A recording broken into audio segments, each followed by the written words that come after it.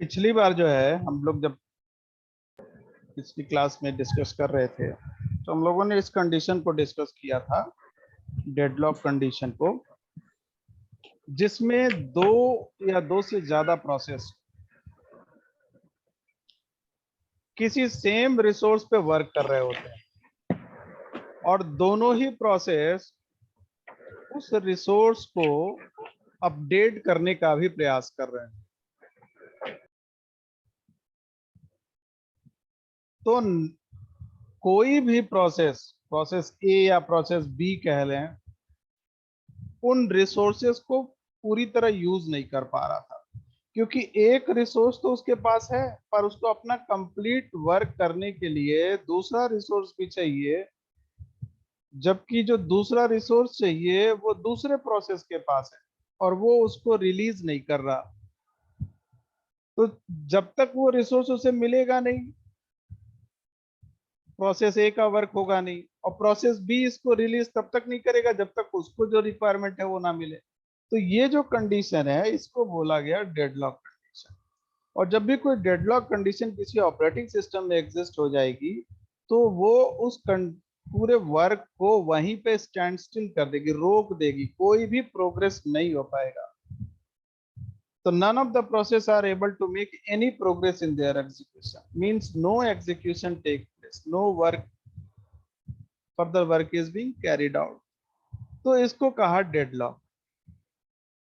अब डेडलॉक की कंडीशन को फेवर करने वाले कुछ प्रोसेस थे, कुछ काम थे जो इस चीज को बढ़ावा देते हैं, जैसे म्यूचुअल एक्सक्लूजन। एक प्रोसेस एक को होल्ड करके रखे तो म्यूचुअली एक्सक्लूसिव प्रोसेस को यूज किया, लेकिन ये क्राइटेरिया ने डिफाइन करी कि कौन किसको कब तक कितना यूज करेगा। तो वहां पे एक तरह की रेस कंडीशन स्टार्ट हो गई। होल्ड एंड वेट कंडीशन दूसरी थी, जिसमें एक प्रोसेस ने एक रिसोर्स को होल्ड किया हुआ है, दूसरे का वेट कर रहा है। तो जिसका वेट कर रहा है वो दूसरे प्रोसेस ने होल्ड करके रखा हुआ है, तो ये हो गई होल्ड एंड वेट कंडीशन। तीसरी थी नो रिसोर्स प्रीएम्पशन। तो ऑपरेटिंग सिस्टम के पास ये अथॉरिटी ही नहीं थी कि अगर किसी प्रोसेस ने कोई रिसोर्स को अपने पास होल्ड करके रखा हुआ है तो वो उससे ले सके, ऐसा कोई प्रोविजन नहीं है उसके पास। तो इसको कहा no resource preemption. Circular waiting condition, जैसे डेजी चेन होती है कि सारे ही प्रोसेस रिसोर्सेज जो है वो वन आफ्टर अनदर रिसोर्स को यूज करेंगे। तो कोई जरूरी नहीं है कि जो पहला प्रोसेस स्टार्ट किया रिसोर्स को लेकर के वो रिलीज कर ही दे। अब वो जब तक रिलीज नहीं करेगा दूसरे को मिलेगा नहीं, तो आप वेट करते रहिए।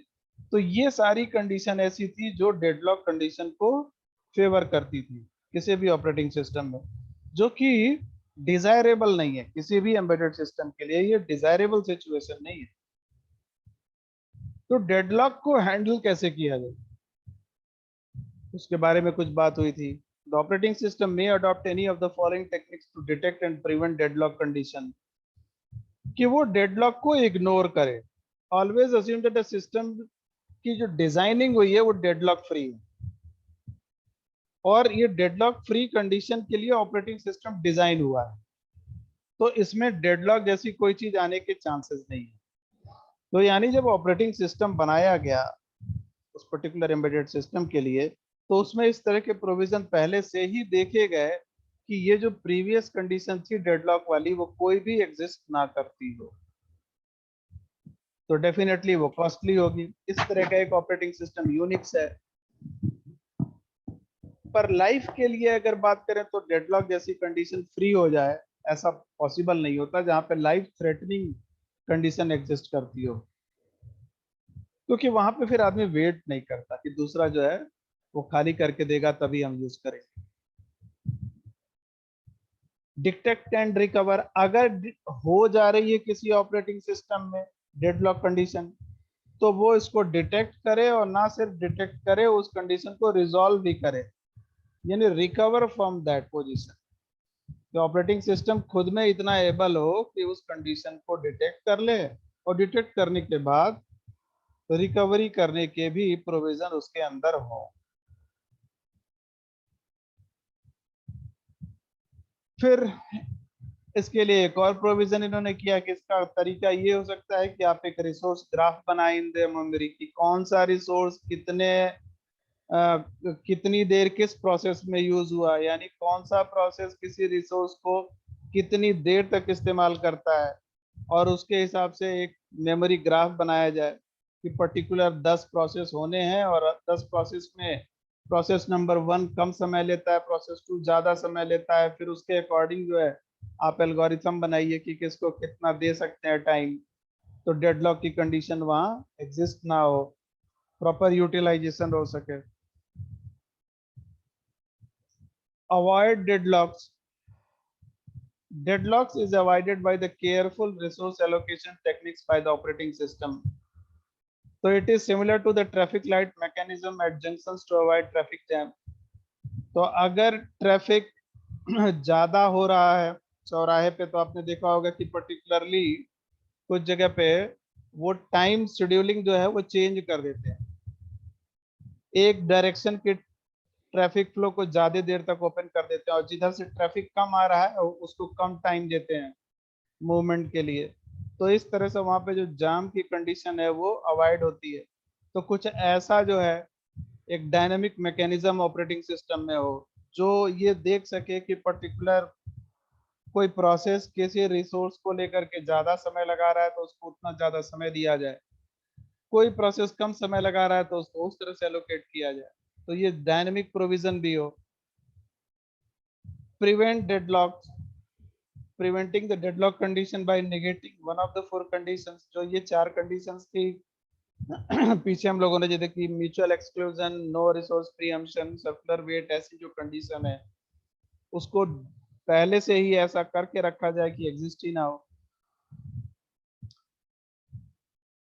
और थर्ड इन्होंने कहा कि ensure that a process does not hold any other resources when it request a resource,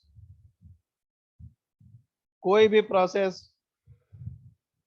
ये इंश्योर करे कि वो होल्ड करके नहीं रख रहा है रिक्वेस्ट रिसोर्सेज को जब कोई दूसरा प्रोसेस उस रिसोर्स के लिए रिक्वेस्ट जनरेट कर रहा है, यानी कि वेट होल्ड कंडीशन की पॉसिबिलिटी ना हो। This can be achieved by implementing the following set of rules, उसके लिए सर्टेन रूल्स बनाने होंगे। A process must request all its required resource and the resources should be allocated before the process begins its execution, यानी एक process को जितने resources की जरूरत है वो सारे रिसोर्सेज की लिस्टिंग करे और उन रिसोर्सेज की कितनी देर तक उसको जरूरत होगी ये प्रॉपर लिस्टिंग करके ऑपरेटिंग सिस्टम को बता दे, तो ऑपरेटिंग सिस्टम उसको वो रिसोर्सेज उतनी उतनी देर के लिए दे करके छोड़ देगा। आफ्टर द टाइम वो वापस उन रिसोर्सेज को ले ले। तो granting the resource allocation and taking back the resources, ये ऑपरेटिंग सिस्टम का फीचर होना चाहिए, जैसे कोई भी प्रोसेस किसी रिसोर्स को जबरदस्ती होल्ड करके ना रखे जिसकी वजह से और प्रोसेस पे इफेक्ट पड़े। ensure that resource preemption, resource releasing is possible at operating system level, यानी ऑपरेटिंग सिस्टम ही डिसाइड करे रिसोर्स रिलीजिंग का, ना कि किसी प्रोसेस के पास ये अथॉरिटी हो कि वो जब चाहेगा तब किसी रिसोर्स को रिलीज करेगा। ये अथॉरिटी जो है वो ऑपरेटिंग सिस्टम के पास रहे कि भाई वो टाइम स्लॉट डिवाइड किया हुआ है कि कोई रिसोर्स वो दे रहा है किसी मेमोरी सेक्शन को दे रहा है किसी पर्टिकुलर प्रोसेस को, तो फॉर अ टाइम बिंग दे रहा है कि भाई इतनी देर के लिए रहेगा, इतने अमाउंट ऑफ मेमोरी आप इतनी देर तक के लिए यूज करेंगे, after that the same memory is used by another process. So this capacity should be up to the operating system, not to any process. अगर किसी प्रोसेस को दे दिया तो फिर वो हैम्पर करेगा, वो अपनी मन वाली करेगा, जब तक चाहेगा तब तक होल्ड करके रखेगा रिसोर्सेस को। Release all the resource currently held by a process if a request made by the process for a new resource is not able to fulfill immediately. Add the resources which are preempted to a resource list describing the resources which the process requires to complete its execution. यानी ये तीन तरीके हो सकते हैं ensure करने के लिए resource preemption. Releasing of the resources, जो कोई एक प्रोसेस यूज कर रहा है जब कोई दूसरा प्रोसेस उसको मांगेगा तो कब उसको प्रोवाइड कराना है, इस तरह की रिसोर्स लिस्ट बना के रखनी है। रीशेड्यूलिंग इसकी बार बार करते रहना है कि ओल्ड रिसोर्सेज और न्यू रिसोर्सेज जो जनरेट हो रहे हैं उनकी प्रॉपर आप मैनेजिंग कर सके, मैनेजमेंट कर सके। तो ये ऑपरेटिंग सिस्टम का पार्ट होना चाहिए। It should be the part of operating system, rather it should be the part of real time operating system, क्योंकि रियल टाइम एग्जीक्यूशन में रीशेड्यूलिंग का प्रोसेस होगा, क्योंकि रियल टाइम में नए डेटा जनरेट होंगे। उन नए डेटा को पुराने प्रोसेस जिन्होंने जनरेट किया है और नए प्रोसेस जो उसको यूज करने वाले हैं, तो किस तरह से आप रीशेड्यूलिंग करेंगे, ये सारा कुछ जो है वो रियल टाइम ऑपरेटिंग सिस्टम का फीचर होना चाहिए कि डेडलॉक जैसी कंडीशन ना प्रेजेंट हो। इसको कहा task synchronisation technique. The technique used for task synchronization in a multitasking environment is mutual exclusion.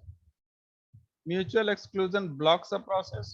Based on the behavior of blocked process, mutual exclusion methods can be classified into two categories: mutual exclusion through busy waiting, spin lock, and mutual exclusion through sleep and wake up. तो इन्होंने कहा कि either sleep and wake up कि ठीक है भाई, एक process कोई डिमांड कर रहा है किसी रिसोर्स का, लेकिन वो जो जिसकी रिक्वायरमेंट है वो कोई दूसरा प्रोसेस यूज कर रहा है, तो उसको एक इंस्ट्रक्शन दे करके रखे कि now it's time to sleep, आप वेट करें, और जब आपको कहा जाए तब आप वेकअप यानी कि जागे और उसको यूज करें। यानी अभी आप वो रिसोर्स ले ही नहीं सकते क्योंकि दूसरा प्रोसेस यूज कर रहा है। या busy waiting spin lock system use करें। तो जो तरीका यूज होता है उसको कहते हैं semaphore. Semaphore is a sleep and wake up based mutual exclusion implementation for share resources. अब सेमाफोर है क्या? स्लीप और wake up based exclusion implementation technique है। अगर किसी सेम रिसोर्सेज को, जैसे मान लीजिए आप होटल में जाते हैं, होटल में गए आप, आपने एक रूम बुक कर रखा है पहले से, तो कई बार ऐसा होता है कि आपको जो टाइम दिया गया है कि ठीक है भाई कल मान लीजिए 6 जुलाई है, 12 बजे की आपकी किसी रूम की बुकिंग है। अब आप वहां पहुंचते हैं 12 बजे क्योंकि आपकी तो बुकिंग है, आपको तो वो रिसोर्स चाहिए, पर पता लगता है कि जो ऑक्यूपेंट है इसके पहले का, वो किसी कारणवश वो खाली नहीं कर रहा या नहीं खाली कर पा रहा, कोई प्रॉब्लम है। Now here comes the role of manager. So here the role of manager is similar to that of RTOS. Manager की अब ये रिस्पॉन्सिबिलिटी है कि जो प्रोसेस पहले से उसको यूज कर रहा है उस रिसोर्स को, उसको जाए बताए कि the other process is already in waiting condition, because अब उसका समय आ गया इस रूम को यूज करने का, तो आप इसे खाली करें। और जितनी देर में वो उसको खाली करता है, 15 मिनट, 20 मिनट, 30 मिनट जो भी है, तब तक आप जो है वो वेटिंग एरिया में, लॉन्ज में जो है, आपसे कहा जाता है कि आप वहां पे थोड़ा आराम करें, वेट करें, दैट इज द स्लीप। और जब वो खाली हो जाता है, वापस वो यूज करने लायक कंडीशन में आ जाता है, तो आपको कहा जाता है कि नाउ यू कैन प्रोसीड। तो ये हो गया वेकअप। तो सेम चीज जो है वो आरटीयूएस ऐसा करता है अपने रिसोर्सेज के साथ भी, और इसे ही कहा semaphore. The semaphore is a system resource and a process which wants to access the shared resource can first acquire the system object to indicate the other process which wants the shared resource, that the shared resource is currently in use by it. तो अगर कोई process किसी resource को use कर रहा है तो दूसरे प्रोसेस को ये बता दिया जाए कि वेट फॉर वाइल, उसको कहा स्लीप टाइम। जब वो प्रोसेस उस रिसोर्स को दे दे ऑपरेटिंग सिस्टम के पास, वो वापस रिसोर्सेज आ जाए, तो फिर वो उसको वेकअप करे, यानी बताए, जगाए, ये कहे कि ठीक है अब रिसोर्स आप यूज कर सकते हैं। तो इस पूरी मैकेनिज्म में ऑपरेटिंग सिस्टम जो टेक्निक यूज करता है, उस टेक्निक का नाम है semaphore. So this all these things are the part of programming real time operating system, इसके भी प्रोग्रामिंग होती है सेमाफोर की। The resource which are shared among a process can be either for exclusive use by a process or by using by number of processes. तो या तो अब ऐसा हो जाए कि ये एक्सक्लूसिव नेचर का हो, आप किसी होटल में जो है पर्टिकुलरली ये पहले से बता के रखे कि भैया फला नंबर का रूम मेरे लिए ही है, मैं जब भी आऊंगा मुझे ये रूम खाली चाहिए, ये किसी और को अलॉट ना किया जाए, तो ये हो गया exclusive use by a process. पर अगर आपने एक्सक्लूसिवली ये किसी पर्टिकुलर रूम को ऑथराइज नहीं किया हुआ है, तो फिर आप शेयर्ड बेसिस पे हैं, यानी कोई प्रोसेस उसको यूज कर रहा है, कोई और लोग उस रूम को यूज कर रहे हैं, जब वो खाली करेंगे तब आप उसको यूज करेंगे। तो ये हो गया process by a process using by number of processes at a time. The display device of an embedded system is typical example of a shared resource which needs exclusive access by a process. अब किसी embedded system का display है, मान लीजिए कि एक display आपने बनाया, एलसीडी डिस्प्ले है, और उसमें कई डेटा आप चाहते हैं कि डिस्प्ले हो, टेम्परेचर भी डिस्प्ले हो, ह्यूमिडिटी भी डिस्प्ले हो, जीपीएस के थ्रू लोकेशन भी डिस्प्ले हो। अब है तो वो एक ही रिसोर्स एलसीडी डिस्प्ले, लेकिन कई प्रोसेस में आप उसको यूज करा रहे हैं, तो अब वो शेयर्ड रिसोर्सेज में आ गया। पर उसमें ही ये कहा जाए कि नहीं, इसका जीपीएस लोकेशन ऑलवेज ऑन दिखना ही चाहिए, तो फिर आपको एक्सक्लूसिवली एक जो है डिस्प्ले सिस्टम बनाना होगा जिसमें कि उसकी लोकेशन ऑलवेज विजिबल हो। उसके साथ साथ जो शेयर्ड चीजें आप दिखा रहे हैं, टेम्परेचर, ह्यूमिडिटी, बाकी और सब जो चीजें हैं, वो आप शेयर्ड लोकेशन के साथ दिखाइए। The hard disk of a system is a typical example for sharing the resource among a limited number of multiple processes. तो अगर किसी एम्बेडेड सिस्टम में कोई डिस्प्ले डिवाइस यूज हो रही है और सिर्फ एक ही चीज के लिए है, तब तो वो एक्सक्लूसिव है। सिर्फ आपको उसमें दिखाना है कि कोई पर्सन आया और उसकी आईडी, उसने एक आईडी अपने पास रखी हुई है और उस आईडी को डिस्प्ले करो, तो अब तो वो एलसीडी डिस्प्ले जो है वो सिर्फ आईडी को डिस्प्ले करने के लिए, तो जितने मेंबर्स आएंगे बारी बारी आएंगे, वन आफ्टर अनदर वो जो है डिस्प्ले करेगा, और इसके अलावा वो कुछ भी डिस्प्ले नहीं कर रहा, तो ये तो हो गया एक्सक्लूसिव। पर उसी डिस्प्ले सिस्टम में जिसमें ये एम्बेडेड सिस्टम लगा, जो एम्बेडेड सिस्टम में जो डिस्प्ले लगा हुआ है, उसमें एक प्रोविजन हो कि अब नंबर ऑफ पर्संस जो आए उनकी एंट्री करेंगे, उसके रिकॉर्ड को मेंटेन करेंगे, स्टोर करेंगे, और कुछ दिनों बाद डिलीट करते जाएंगे वीकली या मंथली बेसिस पे। तो फिर वो हार्ड डिस्क जो है वो नंबर ऑफ यूजर से उसको यूज हो रहे हैं, मल्टीपल प्रोसेसेस उसमें यूज करेंगे उसको, जो एंट्रीज हैं वो एंट्री लिमिटेड होंगी और साथ में शेयर्ड नेचर की होंगी। So based on the implementation, semaphore can be classified into two categories, that is binary semaphore and counting semaphore. अब बाइनरी सेमाफोर्स क्या है, ये सेमाफोर क्वेश्चन आ सकता है आप लोगों को, it may comes in 2 marks, it may comes in 10 marks, बस अब तो अब ना तो 2 नंबर का सवाल है ना 10 नंबर का सवाल है आपके सामने, अब तो आना है ऑब्जेक्टिव। तो क्वेश्चन जो आएंगे वो तो अब बिटवीन द लाइंस रहेंगे, कुछ भी आ सकते हैं कि बाइनरी सेमाफोर की कंडीशन कोई दिखा दी गई या बता दी गई, या काउंटिंग सेमाफोर की कोई कंडीशन या प्रोसेस या कोई एग्जांपल दे दिया गया और आपसे पूछ दिया गया कि कौन से तरह का सेमाफोर अप्लाई हो रहा है यहाँ पे, या सेमाफोर यूज क्यों होते हैं, और फिर 4 कंडीशन दे दी। एक जैसे एक एग्जांपल की तरह से यहाँ पे एक जो क्वेश्चन बनता है कि display device of an embedded system is a typical example of exclusive process या शेयर्ड प्रोसेस है, तो फिर आपको बताना होगा क्या है। तो इस तरह के अब तो मल्टीपल चॉइस में क्वेश्चंस अलग तरह के बनेंगे। Binary semaphores implements exclusive access to shared resource by allocating the resource to a single process at a time and not allowing the other process to access it when it is being used by a process। यानी binary semaphore exclusively use किया जाता है, यानी किसी एक resource पे एक ही process का कब्जा रहेगा, उसको ही ऑथराइज किया है, उसको ही दिया गया है एक समय पे, बाकी और कोई भी उसको यूज नहीं कर सकता उसके दौरान, उस समय के दौरान।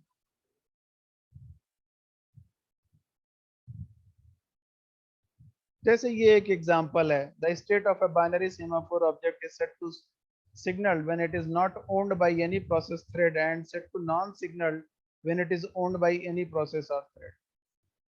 तो अगर किसी प्रोसेस या किसी थ्रेड से कोई चीज यूज नहीं हो रही है तब तो आप सिग्नल कर देंगे कि भैया ये जो है ठीक है, ये अभी खाली है, आप यूज कर सकते हैं। पर अगर वो किसी कोई और प्रोसेस उसको यूज कर रहा है तो फिर आपको नॉन सिग्नल यानी आपको बताना होगा। और ये जो तरीका होता है बताने का, इसको कहते हैं mutex. The implementation of binary semaphore is OS kernel dependent and under certain OS kernel it is referred as mutex. जैसे मान लीजिए ये प्रोसेस ए है, ये आदमी, म्यूटेक्स ऑब्जेक्ट अनअवेलेबल, यानी जिस चीज की इन्होंने डिमांड की वो अभी अनअवेलेबल है। तो क्या कहा ऑपरेटिंग सिस्टम ने इनको, sleep till mutex object is available. क्यों? क्योंकि जो रूम इनको चाहिए, जो जगह चाहिए, उसकी की अवेलेबल नहीं है। तो रूम की unavailable, book and wait till it is available. तो ठीक है, आपको जो रिसोर्स चाहिए, जो रूम चाहिए, बुकिंग कर ली गई है, पर आपको वेट करना पड़ेगा। ये तो तब कंडीशन है जब ये अचानक से आ गए उस रूम को लेने के लिए, इन्होंने पहले नहीं बता रखा है। तो जब वो रूम खाली होगा तब इनको बताया जाएगा। तो इस रूम की अवेलेबल, तो की अवेलेबल हो गई, यानी की अवेलेबल का मतलब कि वो रिसोर्स ऑपरेटिंग सिस्टम के पास आ गया। तो mutex object available acquire the critical section. Acquire the critical section means here the critical section is room, and in the case of RTOS the critical section is shared memory, यानी वो memory जिसको ये process है use करना चाह रहा है। और जनरल पर्पस में हम लोग कैसे बात कर रहे हैं कि कोई आदमी किसी रूम को यूज करना चाह रहा है। तो अगर RTOS को किसी शेयर्ड मेमोरी की जरूरत है और शेयर्ड मेमोरी कोई और प्रोसेस यूज कर रहा है, तो प्रोसेस ए को रोक के रखेगा जब तक वो पहले वाला प्रोसेस उसको कंप्लीट नहीं कर लेता, उस शेयर्ड मेमोरी को वापस ऑपरेटिंग सिस्टम को नहीं दे देता, तब तक वो प्रोसेस ए को वो चीज नहीं दे पाएगा। एक बार मिल गया ऑपरेटिंग सिस्टम को, तो living critical section release the mutex object wake up the sleeping process, यानी कि अब आप उस क्रिटिकल सेक्शन को रिलीज करेंगे, म्यूटेक्स ऑब्जेक्ट को बताएंगे प्रोसेसर को कि now you wake up from your sleep process, अब आपको सोने की जरूरत नहीं, अब आप यूज कर सकते हैं उस रूम को। तो vacating the room return the key, और एक बार जब आप इसको यूज करेंगे और यूज करने के बाद फिर आपको क्या करना होगा, vacating the room return the key, notify the availability of the other user who book the room.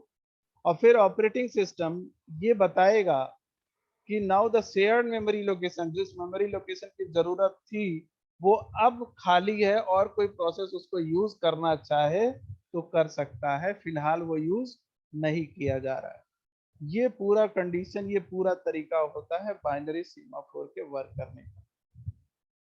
यानी ये एक्सक्लूसिव है, एक प्रोसेस एक समय पे इसको यूज करेगा। काउंटिंग सीमाफोर जो है वो मेंटेन करता है count sequence between 0 and a maximum value determined by the operating system as the instruction given by the user. It limits the usage of resource by a fixed number of process and thread. और ये क्या करता है कि ये पहले से बता रखता है कि भैया ये रिसोर्स 2 आदमी, 4 आदमी, 5 आदमी इनके लिए ये, यानी एक प्रोसेस, 2 प्रोसेस, 5 प्रोसेस, 10 प्रोसेस या थ्रेड इसको यूज करेंगे, इससे अधिक का अलाउ नहीं है। तो ये काउंटिंग सेमाफोर हो गया। The count associated with a semaphore object is decremented by 1 when a process thread acquires it, and the count is incremented by 1 when a thread releases the semaphore object. अगर मान लीजिए 5 के लिए वो available है और एक ने उसको यूज कर लिया तो अब डिक्रीमेंट बाई 1 हो जाएगा, यानी अब 4 और इसको यूज कर सकते हैं। और जो पहला है अगर उसने रिलीज कर दिया यानी उसका काम हो गया, तो वापस वो 4 से बढ़ करके अब 5 हो जाएगा। तो ये जो काउंटिंग सीक्वेंस है ये इस तरह से घटती बढ़ती रहती है। The state of the counting semaphore object is set to signal when the count of the object is greater than 0. और एक बार अगर किसी रिसोर्स ने, किसी प्रोसेस ने रिसोर्स का यूज स्टार्ट कर दिया तो ऑपरेटिंग सिस्टम ये बताएगा कि now one process is using it. Non signalled approach कब यूज होगा? जब maximum number of process of thread उसको यूज कर रहे होंगे, यानी अब इसके बाद किसी की भी पॉसिबिलिटी नहीं है उस रिसोर्स को यूज करने की, तो नॉन सिग्नल यानी अब ये अवेलेबल नहीं है रिसोर्स यूज करने के लिए। यहाँ पे ध्यान दीजिएगा, एक्सक्लूसिव नहीं है, यहाँ पे नंबर ऑफ प्रोसेस एक से ज्यादा है जो किसी एक ही जगह को यूज कर रहे हैं। वो एक हो सकते हैं, चार हो सकते हैं, 10 हो सकते हैं, depending on the operating system and the user using it. तो वो होता है काउंटिंग सीमाफोर। ये बाइनरी सीमाफोर का जस्ट अपोजिट है, ये एक्सक्लूसिव नहीं है, ये शेयर्ड बेसिस पे है। The criteria and usages of counting semaphore object is OS kernel dependent, ये operating system to operating system vary करता है। तो इतनी चीज मुझे याद बतानी थी आप लोगों को कि टास्क सिंक्रोनाइजेशन क्या होता है, कैसे यूज होता है, सीमाफोर का क्या रोल है, सीमाफोर्स कितने तरह के होते हैं। दो तीन टॉपिक और रह गए इस यूनिट में, इसके बाद हम लोग करेंगे केस स्टडीज। यूनिट 5 दो केस स्टडी हम लोग को पढ़। तो अभी चूंकि क्लास 20 तक चल रही है इसलिए अपने पास समय ही समय है।